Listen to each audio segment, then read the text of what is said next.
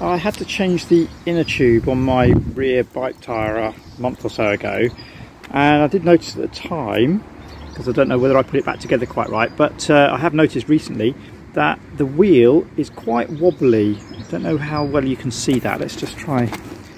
Yeah, there's quite a lot of play there on the axle, because I don't think I tightened up the wheel bearings properly. So I'm going to try just tightening them up. I'm hoping that it's just going to be a case of the wheel bearings and not having to replace everything else as well. Although it does look a bit wobbly everywhere else too. So I might be able to do it without taking the wheel off, because there, not sure how well that's coming out, but there's a flat part on there which tightens in, and there's a lock nut on the outside. So I think it's either 15 or 14. That's too wobbly. Let's try that. Yeah, so 14 millimeters. That would loosen that, and then this nut here can loosen, and those two tighten against each other to tighten up. So I'm going to try and loosen them up and then tighten up the inner one to try and adjust the bearings a little bit. Well, it didn't really seem to want to undo, so I'm going to try loosening this outer nut a little bit so that it's, ooh, there we go. That's nice and easy. So that it should have a little bit more space. And then I'll try undoing that nut. It should be that way. And that should free up the inner section to be able to turn as well. So now there's a bit more space. I'm going to undo this outer nut. Ooh, there we go, that's moved quite well. And oh yeah, that's quite surprising. I thought this inner metal part was attached to the nut, but it doesn't seem to be. So anyway, so that's got that loose, and that should mean that the inner nut, which is a slightly smaller size, that's 14 millimeters in the inside one, and it's 15 millimeters this nut here. So if I use the 14 millimeter, that should, oh yeah, that's really loose now. So at the moment there's quite a lot of play.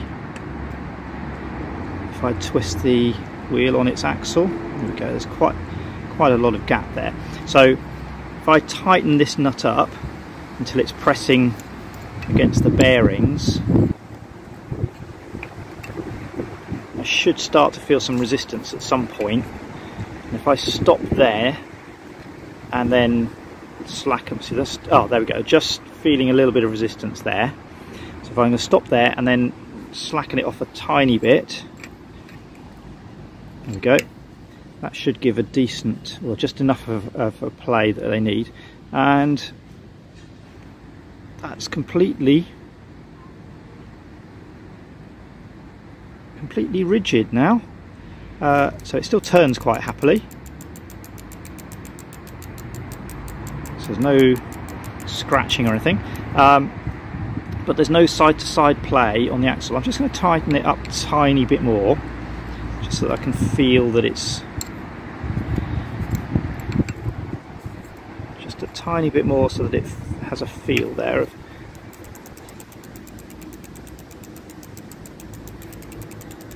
yeah, I think that's probably good enough actually.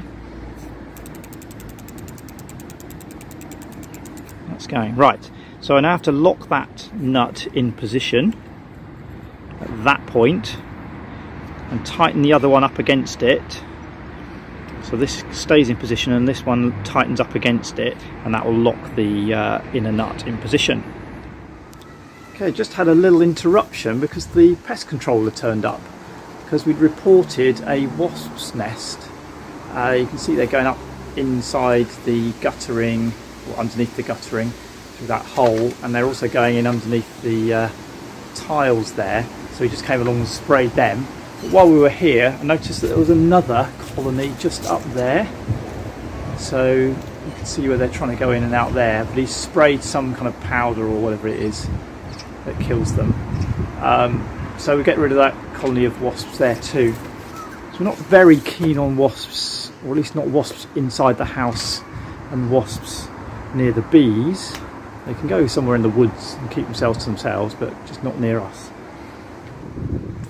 I'll get the two spanners on and squish them together and hopefully keep the top one roughly in position. Okay, that should lock those two nuts against each other and stop it moving.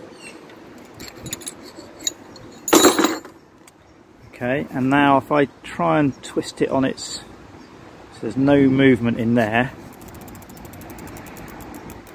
it's still quite nice and free running. Hopefully. And what was also happening was that it was rubbing, because it was wobbling, it was rubbing against the brakes, which was making it a bit hard to pedal as well. But hopefully that's all right now. Now I don't know if there's any free play on the other side. There's a tiny little bit somewhere I can feel, but can't really see. Yeah, it looks a bit harder to get at, so I'm going to leave that one. I've definitely improved it a bit. I almost forgot to tighten this up, because that is still loose, so the wheel is kind of not very well held in its housing. So I've got to tighten that up.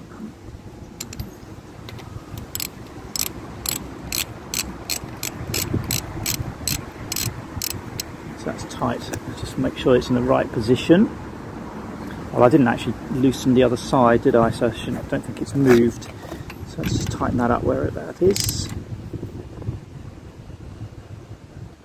There we go. That's ready to give it a test ride.